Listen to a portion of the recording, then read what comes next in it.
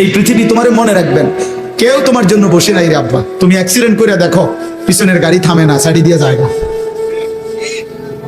কত সিএনজি প্রতিদিন অ্যাক্সিডেন্ট হয় না, কত গাড়ি, কত মানুষের লাশ পড়ে থাকে, কত মানুষ আহত হয়ে পড়ে থাকে। হয়তো 5 মিনিট জ্যাম বাজে, 10 মিনিট জ্যাম বাজে, এরপরে আস্তে আস্তে সাইড দিয়া সবাই চলে যায়। স্বার্থপর এই দুনিয়া, কেউ থামে না। ধোকা ধোকা। এই বন্ধু নামের যেসব শয়তান তোমার লগে এখন আড্ডা দেয়, নারী দেখে, ছবি দেখে, উলঙ্গ দৃশ্য দেখে, তোমারে ফুর্তি করে, এই হাইওয়ান তোমার বিপদে থাকবে না। তুমি পাওটা ভাঙ্গা দেখো, আর ওরে ক বন্ধু তোর ফাড়ও তুই ভাঙ, সে জীবন না বলবে ভালো থাকিস, আচ্ছা যায়।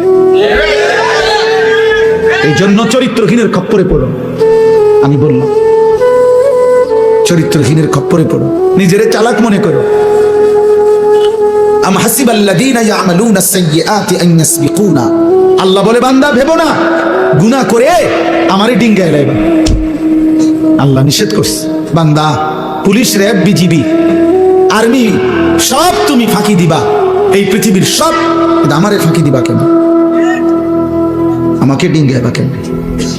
অতএব বাপ, অনেক রাত হয়ে গেল। আমি সবার কাছে অনুরোধ করি, প্রিয় কিশোর, প্রিয় নওজোয়ান, চোখের হেফাজত করো। নারী দেখো না, অস্থির ছবি দেখো না বাপ, উলঙ্গ ছবি দেখো না, মোবাইলের আসক্ত হয়েও না, নিজেরই হেফাজত করো।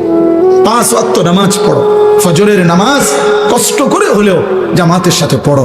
দেখবা ফজরের মুসল্লি যারা, আমি বলে গেলাম মাহাদির সৈনিক তারা। ফজরের মুসল্লি যারা দাজ্জালের বিরুদ্ধে লড়বে তারা। ফজরের মুসল্লি যারা বিশ্বময় কালেমার পতাকা উড়াবে তারা। এটা মাহাদি এবং ঈসার নেতৃত্বে দাজ্জালের বিরুদ্ধে, ইহুদিদের বিরুদ্ধে হাদিসের বক্তব্য হলো শেষ যুদ্ধ, চূড়ান্ত লড়াই ফজরের নামাজের পরে শুরু হবে। ফজরের মুসল্লিদেরকে সাথে নিয়ে মাহাদি এবং ঈসা যুদ্ধ শুরু করবে।